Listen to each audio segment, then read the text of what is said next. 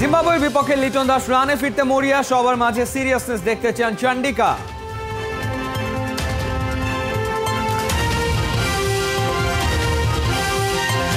চেন্নাইয়ের প্রতিটা হোম ম্যাচে ফ্যানরা সংগ্রহ করেন স্মৃতি। সিএসকে এর কোনো ম্যাচ মিস করেন না ধোনির সহধর্মিনী।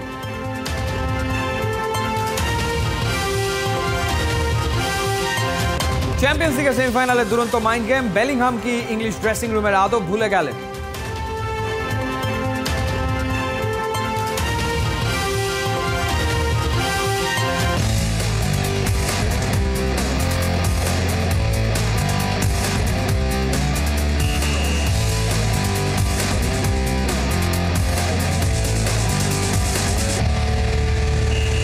স্বাগত ৭১-এর খেলাযোগে, আপনাদের সাথে আছে আমি ফাহিম রহমান। জিম্বাবুয়ের বিপক্ষে রানে ফিরতে মরিয়া লিটন দাস, টার্গেট বিশ্বকাপ। সাগরিকায় লিটনের রানে ফেরার চেষ্টা সাগরের মতোই উত্তাল। টিমমেটরা চলে গেলেও একাই করেছেন অনুশীলন। জিম্বাবুয়ের বিপক্ষে সিরিজে সবার মাঝে সেই সিরিয়াসনেসই দেখতে চান চন্ডিকা হাথুরুসিংহে। চট্টগ্রাম থেকে নাইয়ান বিন জসিমের পাঠানো রিপোর্ট। প্রতিপক্ষ জিম্বাবুয়ে বলেই কি এতটা চিল মুডে লিটন তাসকিনরা? শান্তর মনে নেই দুশ্চিন্তার ছিটে ফোঁটা। 18 মাস পর আন্তর্জাতিক ক্রিকেটে ফেরারও যে একটা চাপ থাকতে পারে, সাইফুদ্দিনের অমন নাচ দেখে কে বলবে সেটা? প্রতিপক্ষ যখন জিম্বাবুয়ে, তখন লিটন সৌম্যদের কিসের দুশ্চিন্তা? জিম্বাবুয়ে মানেই ছন্দে ফেরা, জিম্বাবুয়ে মানেই ফর্ম খুঁজে পাওয়া, এরকম একটা ধারণা আছে বাংলাদেশের ক্রিকেট প্রেমীদের মাঝে। কিন্তু ঘটনা অন্যরকমও হতে পারে। যখন সময়টা খারাপ যায় তখন উগান্ডার মতো দলও কিন্তু ভয়ঙ্কর হয়ে যায়। এই জিম্বাবুয়েকে উগান্ডা বিশ্বকাপ বাছাই পর্বে বাতিল করে দিয়ে তারা বিশ্বকাপের মূল পর্বে জায়গা করে নিয়েছে। সেই জিম্বাবুয়ে এসেছে বাংলাদেশের বিপক্ষে 5 ম্যাচের টি-20 সিরিজ খেলতে।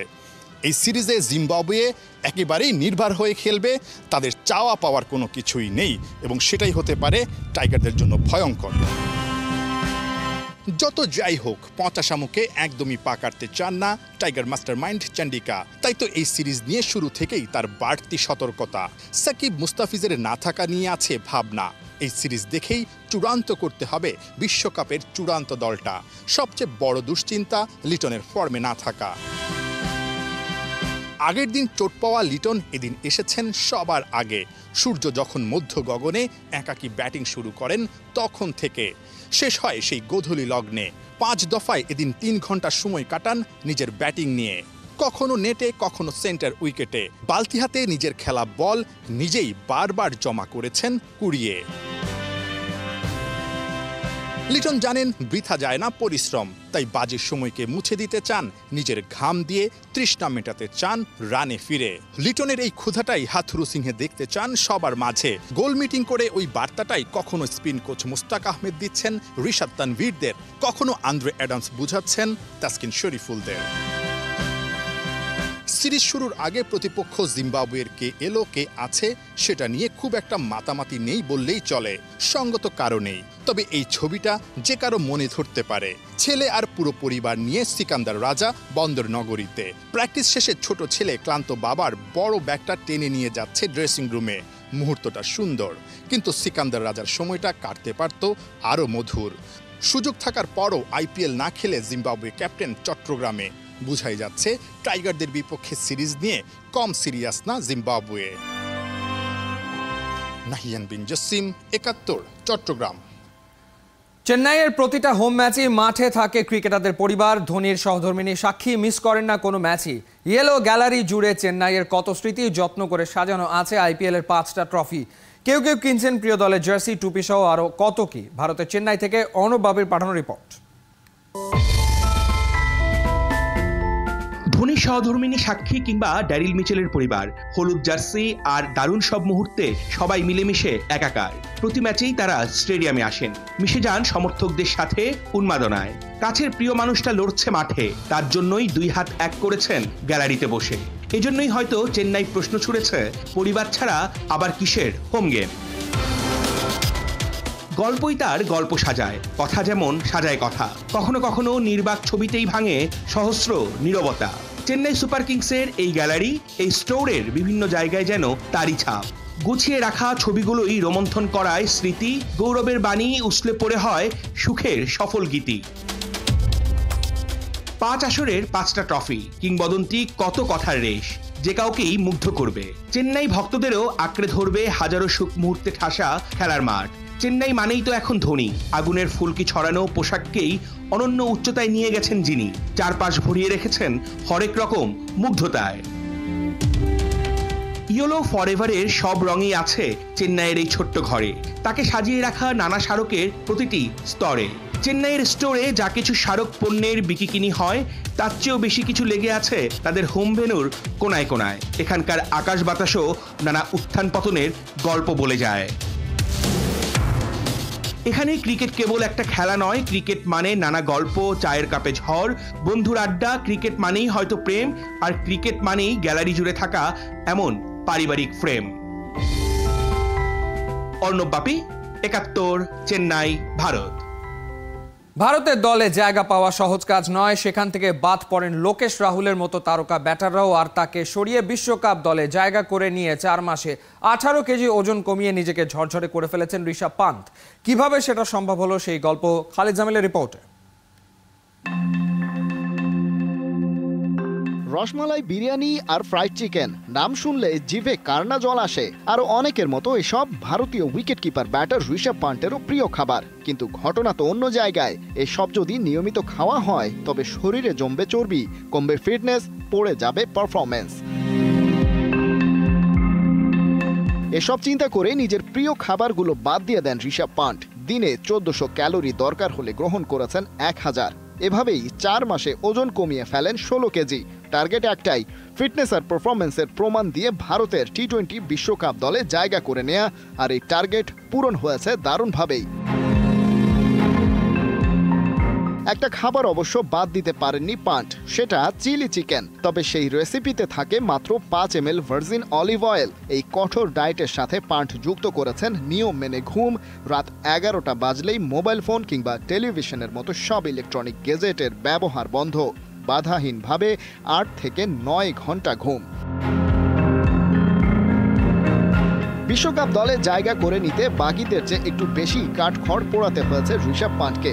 কারণ তো সবারই জানা, 2022 সালের ডিসেম্বরে ভয়াবহ সড়ক দুর্ঘটনার শিকার হন। ডান পাটা হয়ে যায় রীতিমতো অকেজো। ডাক্তারের ছুরি কাচির ফাঁদ পেরিয়ে প্রফেশনাল ক্রিকেটে ফিরতে লেগে যায় বছরখানেক। দীর্ঘ এই সময়ে খেলার বাইরে থাকায় ফিটনেস চলে যায় তলানিতে। সেটা ফিরে পেতেই মরিয়া ছিলেন পান্ট। 4 মাসে 16 কেজি ওজন কমানো, আইপিএলে দুরন্ত পারফর্ম করা, অতঃপর তারকা উইকেট কিপার ব্যাটার কেএল রাহুলকে টপকে বিশ্বকাপ দলে জায়গা করে নেয়া। ঋষভ পান্ট স্থাপন করেছেন দারুণ দৃষ্টান্ত। প্রমাণ করেছেন ইচ্ছা শক্তি তীব্র হলে ফিরে ফিরে আসাই যায়। খালিদ জামিল, ৭১। আইপিএলে নিজের যা চেনালেও অস্ট্রেলিয়া বিশ্বকাপ স্কোয়াডে সুযোগ মেলেনি ফ্রেজার ম্যাকগার্কার। আইপিএলে প্রায় 250 স্ট্রাইক রেটে ব্যাট করলেও ইন্টারন্যাশনাল টি-20 না খেলায় তাকে স্কোয়াডে বিবেচনা করেনি অজি নির্বাচকরা। একই সঙ্গে বিশ্বকাপে সুযোগ পাননি অভিজ্ঞ ক্রিকেটার স্টিভ স্মিথও। মাহমুদুল হাসান সজীবের রিপোর্ট। প্রায় 250 স্ট্রাইক রেট, তাও আইপিএল এর মতো মঞ্চে। এমনটাও নয়, 2-1টা ম্যাচেই এভাবে বোলারদের পিটিয়েছেন। ইন্ডিয়ান প্রিমিয়ার লিগে 6টা ম্যাচে 2টাতেই 50 করেছেন 15 বলে। প্রায় 45 গড়ে অ্যাকাউন্টে 259 রান। তিনি জেক ফ্রেজার ম্যাকগার্ক, দিল্লি ক্যাপিটালসের ওপেনার। আইপিএলে মেরে বলের সুতো খুলে ফেললেও সামনের টি-20 বিশ্বকাপে অজিদের স্কোয়াডে জায়গা হয়নি তার। কিন্তু কেন?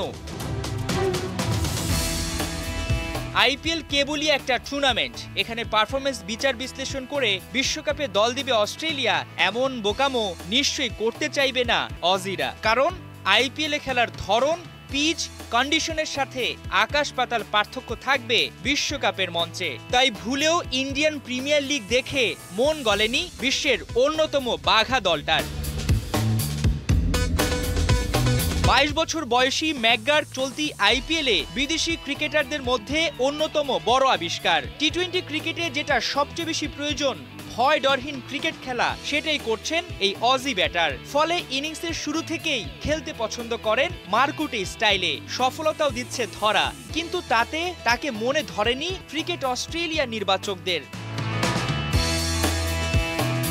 কি কারণ হতে পারে বিশ্বকাপের আগে এমন ফর্মে থাকা ব্যাটারকে দলে না নেয়ার? এমন উত্তর খুঁজতে বেশি দূর যেতে হবে না, ম্যাকগার্কের ইন্টারন্যাশনাল ক্যারিয়ারে তাকালেই হবে। মোটে 2টা ওয়ানডে ম্যাচ খেলার সুযোগ পেয়েছেন তিনি, 25 গড়ে রান তুলেছেন 51, এখানেও স্ট্রাইক রেট 200 এর উপরে। এত অল্প পরিমাণে আন্তর্জাতিক ম্যাচ খেলা কোনো ক্রিকেটারের উপর ভরসা হয়নি অস্ট্রেলিয়ার, যদিও অনেক আগে থেকেই অজিদের ঘরোয়া লিগে বেশ সাড়া জাগানো ব্যাটার ম্যাকগার্ক।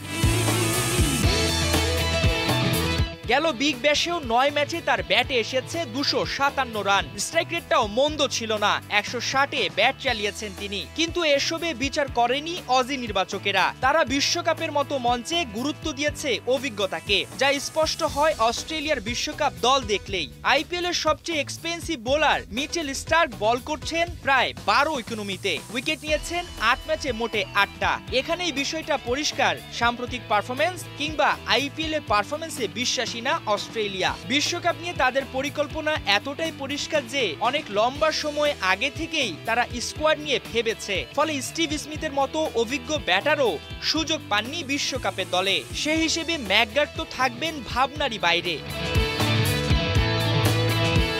মাহমুদুল হাসান সজীব, 71।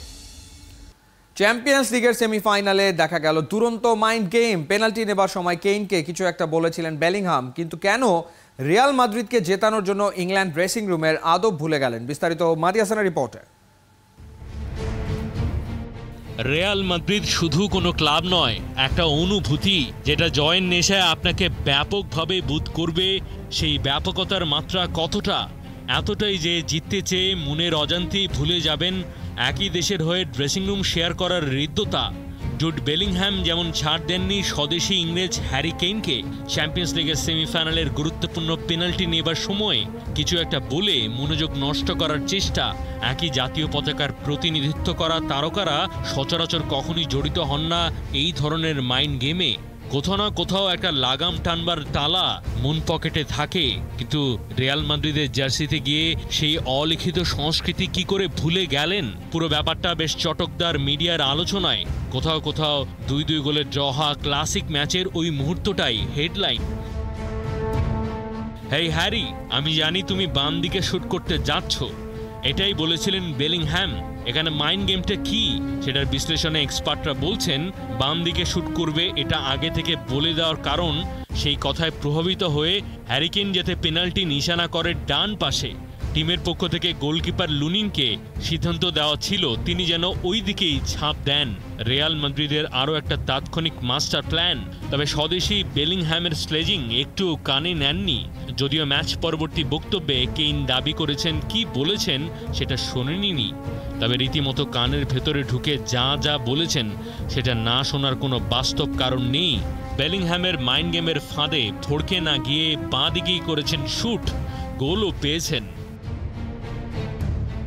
সচরাচর ইউরোপিয়ান ক্লাব ফুটবলে এই ধরনের পরিস্থিতিতে মাইন্ড গেম খেলা মুখোমুখি হওয়ার প্রেক্ষাপট থেকে স্বেচ্ছায় নিজেকে দূরে রাখেন জাতীয় দলের টিমমেটরা, কিন্তু বেলিংহ্যাম রিয়াল মাদ্রিদের জন্য এগিয়ে এসেছেন সামনে।